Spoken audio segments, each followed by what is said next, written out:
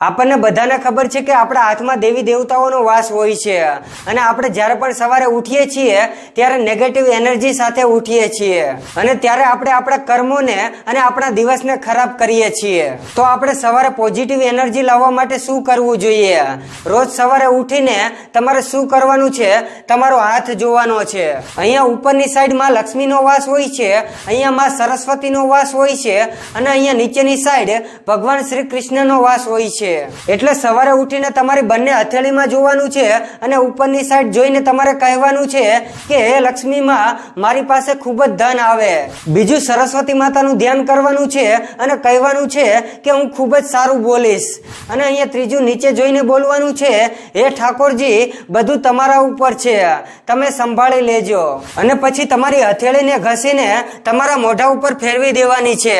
આવું કરવાથી તમારા શરીરમાં પોઝિટિવ એનર્જીનો વાસ રહેશે અને તમારો દિવસ સારો જશે। જય શ્રી કૃષ્ણ।